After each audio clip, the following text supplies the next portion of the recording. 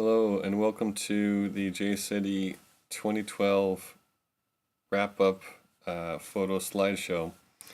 And this is a chance to go through the photo book which I made for a few folks in JCETI, just to explain those shots and go over some of the contents of our events and activities for the past couple of years in Japan. Here just a couple of shots of Mount Fuji. Here one I took, one from the internet.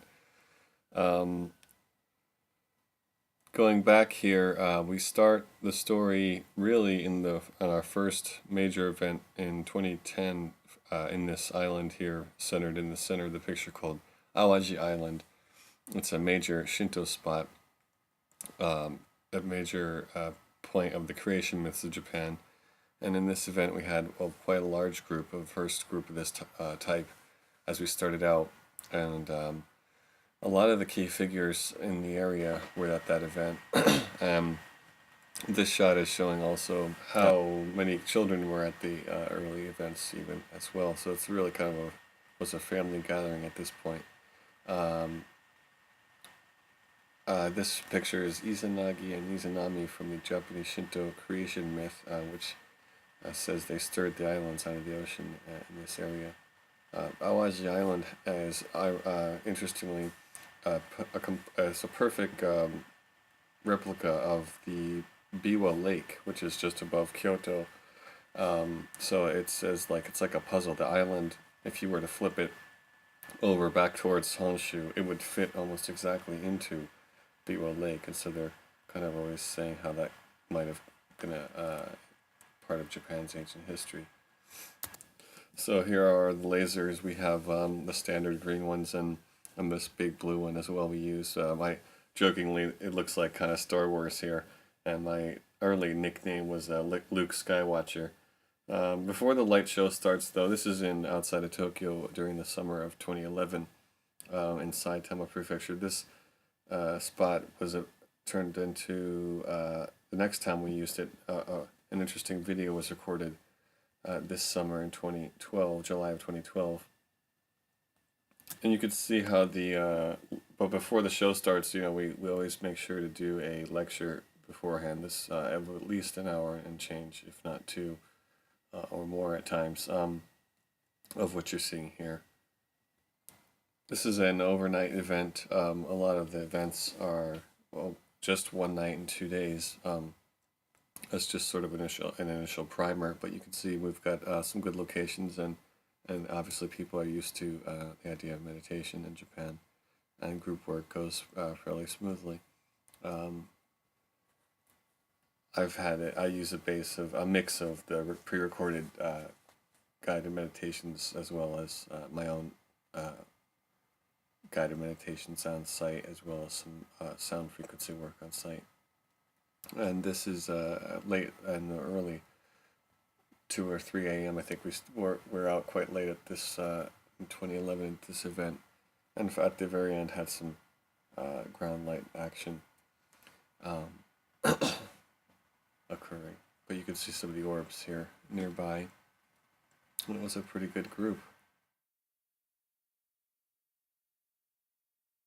Here we're back in the Kansai area. Again, this is just a little background before 2012 begins, and with the October 28th end of the Mayan calendar, or end of one calculation of the Mayan calendar on this date, with another quite a large group of people in the Kansai Osaka area, all gathered into the rural regions of Hyogo Prefecture, and the site of the filming of Murakami's Norwegian Wood, the movie version, in the last year or so.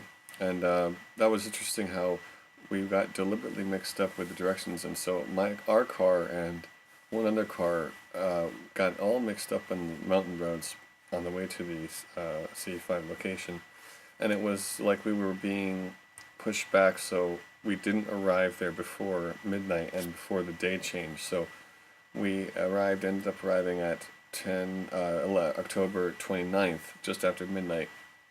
And I noticed that the other car had the Miroku, or 666 number plate. This has a lot of taboo, of course, and stigmata, but miracle is miroku, 3 6s, and translates to in Japanese. So this is actually an occult, an esoteric understanding of what has previously been quite taboo, and a lot of times the most important numbers like 13 and this 666 are, it's a magic thing where they don't want other people to use their power numbers and these power points. So contrary to popular belief, 666 is the a positive moniker of powerful potential. And again, miracle is miroku, 3 6s. Roku is the number 6 in Japanese.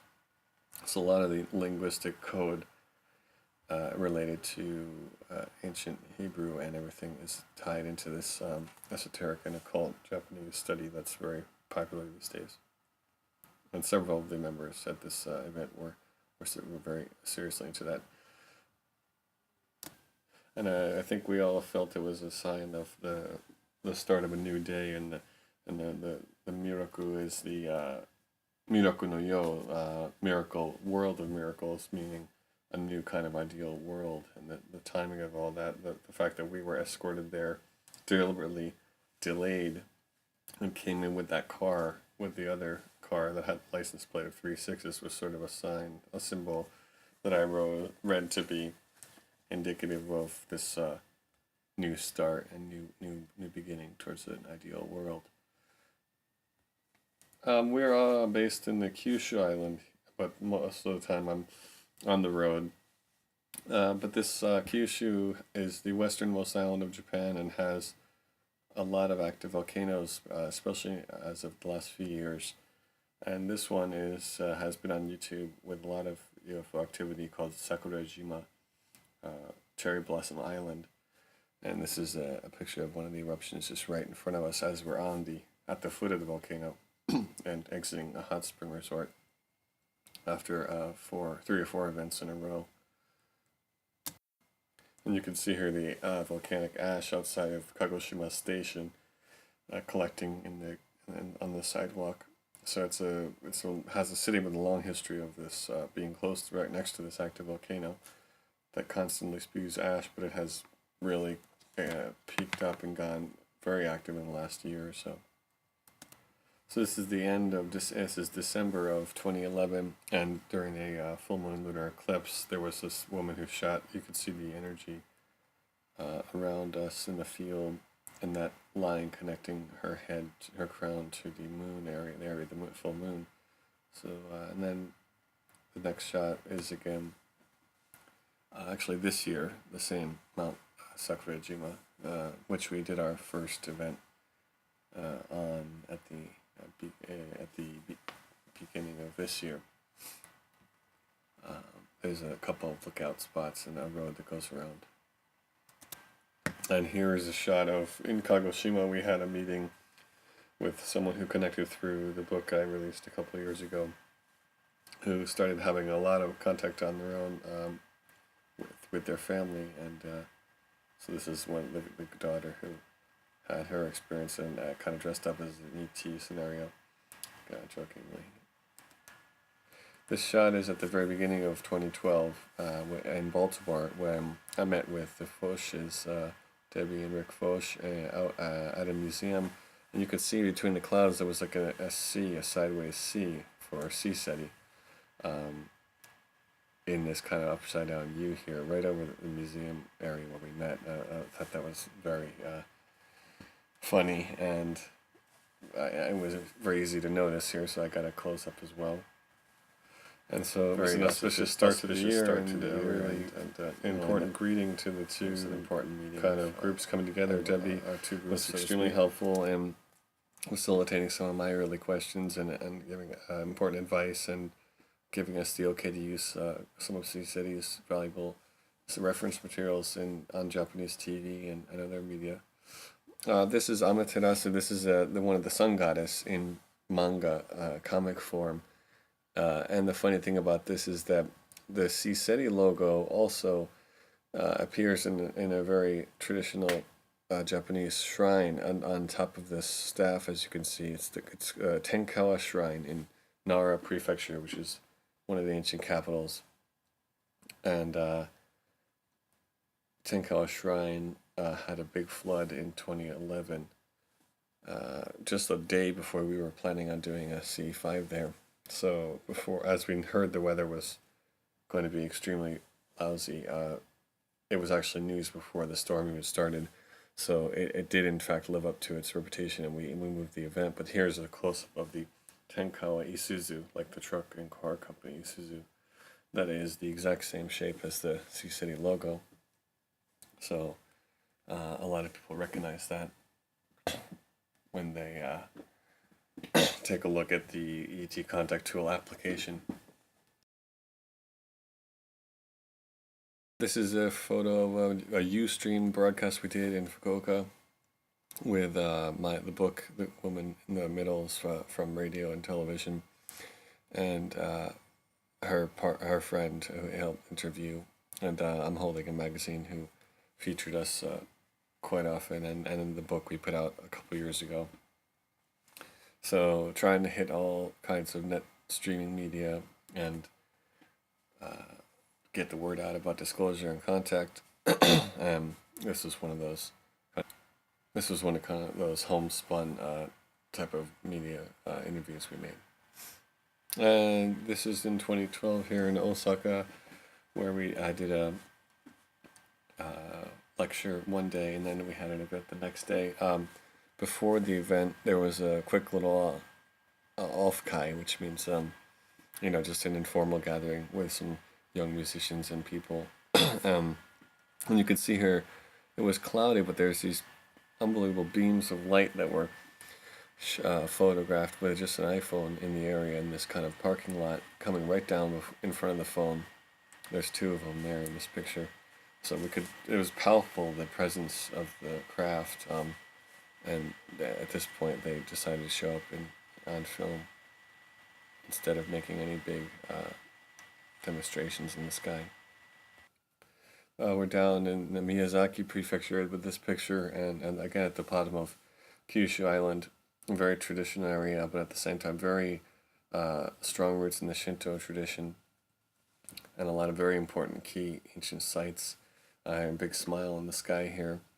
It's also subtropical, so the weather is beautiful and the beaches are gorgeous, as well as the forest being very dense. And in this picture, there was a farmer in the area who was making use of some magnetic motors to increase his production and clean the water there, as well as create a magnetic field that so the bugs wouldn't swarm around and eat the fruits. Okay, so the next picture is, this is flying in from the main island of Okinawa onto the lower, more southern islands near Taiwan. And when I went into the landing pattern on the plane, there was this giant phoenix-like cloud structure. We've had a lot of these kind of interactive cloud phenomenon along the way of our journey. And then switching into the small lecture, this was just such a great opportunity to have a local gathering, and just shows the timing involved. I had been wanting to go to this place for over a year, and it just sort of, the timing wasn't right. So I had one person I was talking to for well over 6 months on the main island, and just the timing really never was right. And then all of a sudden I got a request to come down from a person on this other island of Okinawa. So with the two of those combined, that really made it kind of just, it was sort of the go sign, so to speak. So this was that first time on the other island. There's several islands that make up the whole of Okinawa, but yeah, it was a great gathering, and almost 30 people gathered for an afternoon lecture, and then broke for dinner, and then came back, and we had an amazingly hot night of contact that night, and everyone was just blown away, and a lot of children on site as well. It was the night before school, so it really kind of resonated throughout the whole community, and a lot of people who weren't there even heard about it. And here are some of the shots. These are unfortunately for a cell phone, but you can see that there was these two squiggly red lines and the bright white light ship type of plasma ship type of motions. And then the third photo here showing the reflection on against the water. We had a lot of craft moving along the water, sort of posing as cars doing strange donuts or with the spinning lights, and also the posing as head and tail lights, but doing the kind of impossible reversals and the big bright flare-ups along the water front.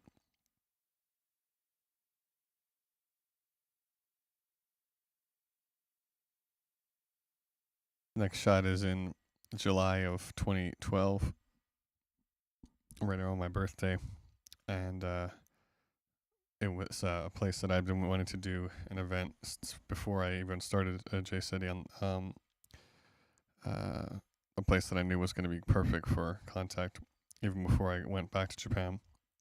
But this is the Tateyama, Mount Tateyama standing mountain, which is one of the three holy peaks of Japan, along with White Mountain and Mount Fuji.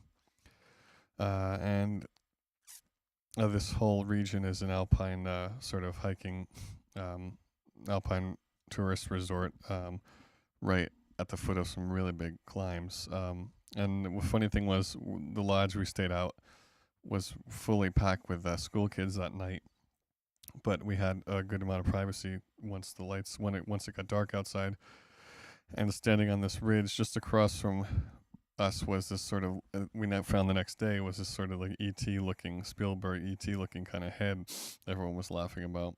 The phenomenon in the sky and on the ground that night was truly amazing. And we had a full sky of stars in the Milky Way, and some appearance of a lot of different phenomenon nearby the site.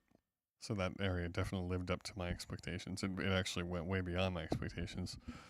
This shot is from the end of 2011, with this being, or piece of technology in the room. You can just see the field it's giving off here in front of, like, near the camera. This is outside that night. It was raining, but you could see some of the plasma and some of the just orbs mixed in with the rain here. Kind of a dynamic shot with people doing all sorts of stuff. This was just in sort of a lull where we weren't in circle. Obviously, with the rain, we have to sometimes stand up, so looking for a good solution to those issues at some point. This is a shot from 2011, fall of 2011, where someone took with the cell phone camera what appears to be some sort of interdimensional portal, or some sort of projection portal that the craft or the ETs are using to set space in the area. This shot is from that night, all bundled up in their rain gear. Next, we go to Aso in Kumamoto Prefecture on Kyushu Island, the world's largest volcanic caldera.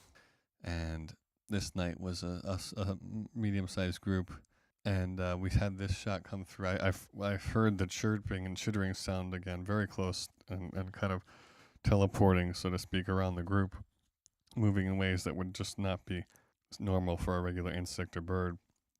And I snapped a couple of flash shots and got this what appears to be some sort of hand or two fingers making a peace sign, like the peace sign Japanese people make in photos over someone's shoulder here.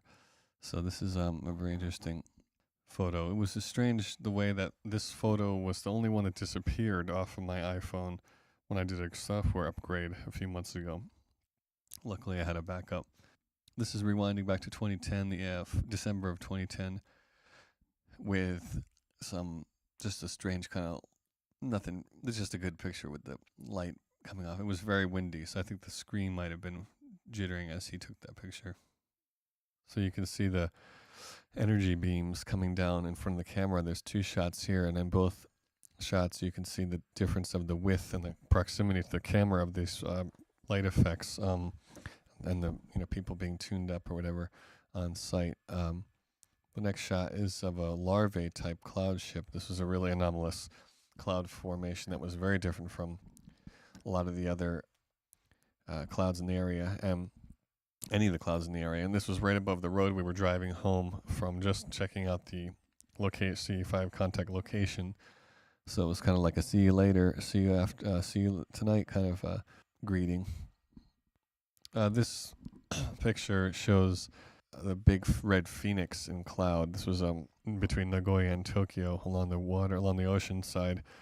And you can see the red torii gate, the shrine gate, and also the large phoenix there. And then what proceeded to unfold was that as 3 or 4 of us were waiting in the lobby to head to the kind of after party of this, or dinner party of this indoor lecture event, I did a craft materialized, fully materialized, and it spun. It was stationary in place, and it rotated into visibility. And it was as you looked into the sky towards the right of this frame, there was a sunset. So there were, planes flying, but this was completely stationary and glinting. The sunlight. We could actually, it was one of the first few times I've seen a fully materialized craft in broad daylight like this.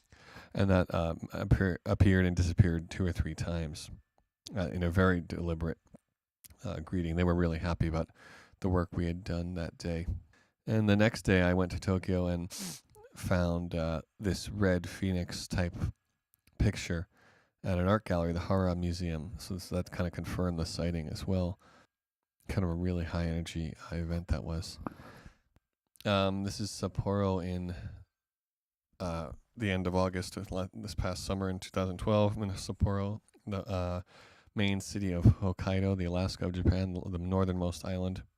And on the right is a supporter of ours, who was the booker of the Sapporo event in 2007, which Wendell Stevens and Michael Sala and some other American or some other Western lecturers came to Japan to do a lecture tour.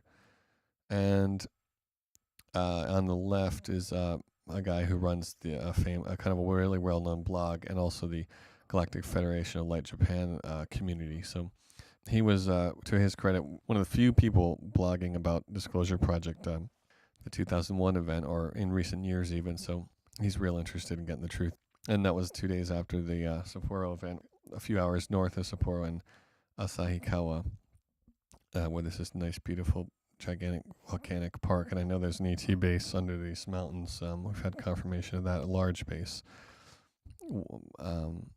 This is a Shinto shrine in Miyazaki Prefecture, Kyushu, Japan. Me with a friend or one of the coordinators of the area, and this Shinto priest. And this was just me on my way back to where the city I live in from a pretty nice event.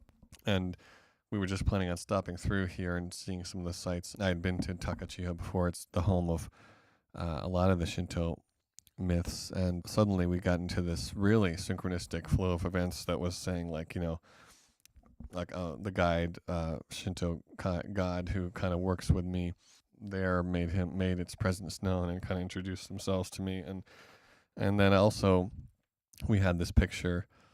We had the diamond appear. So diamond group, JCETI has been referred to as the diamond group, and this kind of Arcturian connection to ancient Japan is there as well. And you can see the Miko-san here, the shrine girls who help to take care of the shrine and also help with the ritual and ceremony, kind of female shamans. This is our last event in Tokyo this year, last year, at the new lecture space of one of the premier publisher in the genre. And that'll finish it off. So it was a very busy time. This is just a smattering of some random selected shots. It's not in order per se, but maybe it'll give you a flavor of the type of things here. I would like to try and start documenting these runs a little bit more diligently, showing station names and things like that. But it's really just been, we've really been thrown out. The main theme is we've been forced to do a lot of work inside and out. As far as a lot of the catch up, this trying to get people up to speed on the background of this new approach to contact, and also doing the actual events at the same time. So it's been an interesting few years, and we're looking forward to taking it even further in the future here. Okay, that's Greg Sullivan, JCETI coordinator, signing off.